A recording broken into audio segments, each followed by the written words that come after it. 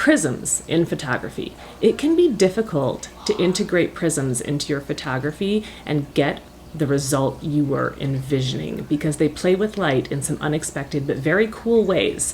So I took a bunch of pictures with different backgrounds, music, literally like sheet music, a couple of different colors of velvet, and some funky colored fabric just to see what would happen, and here are the results. This photo, I used a triangle prism. It was in the middle of the afternoon, so I had a really bright sunlight. I placed it on top of the sheet music, and I played with the angle until I got some harsh lines and some soft lines, and just that tiniest hint of color in there. And then this was probably the third or fourth photo I took, because a pro tip on this, the first picture you take at any given object at any given angle is going to turn out okay. It's going to be fine.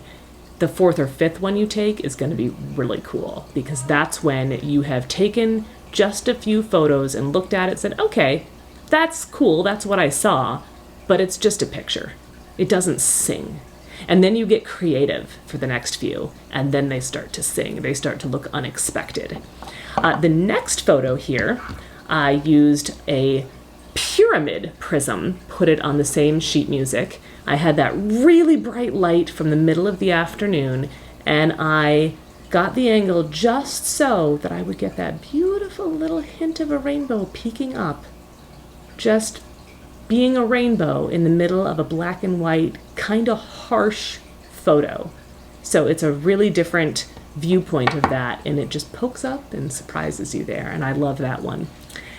To play some more with rainbows, because I had a lot of fun with that, this next photo here, I used the same triangle prism, and I played with it until I got some harsh lines again, and then I got that rainbow crossing all the way through. My goal with this one was actually I wanted to make a photo like those fake ones you see that are advertising the prisms, that have this prism against black showing a beautiful crisp rainbow shooting out of it. You know, they're not real, but I wanted to see if I could replicate something cool close to that effect, and I love the effect I got. This black and white with a rainbow just like cutting through the madness. It's great. For this next one, I used that same concept. I put it against black velvet, which then made the colors really pop. And I got a perfect rainbow on there, with velvet. So it was already a little bit fuzzy because it was velvet and not something smooth, right? So it blended the colors just a little bit. And then I took the picture. I had a little bit longer of an exposure on this one because it let me move the camera the tiniest bit, which then flooded it and made it look streamed. I loved that effect. This was the coolest one I got. The first few didn't turn out as great, but as I said, those first few photos you take with any new prop might not be as cool as the last few you take, right? The last couple examples here, I used a ball prism, and I put it on top of a funky colored fabric pattern, and it kind of distorted it and highlighted it a little bit like a magnifying glass here. And if I had thought about these a little bit more, because I lost the sun right after I did this, so then I couldn't really reproduce it as much, but if I thought about it a little more, I might have lined up the shadow with the fabric.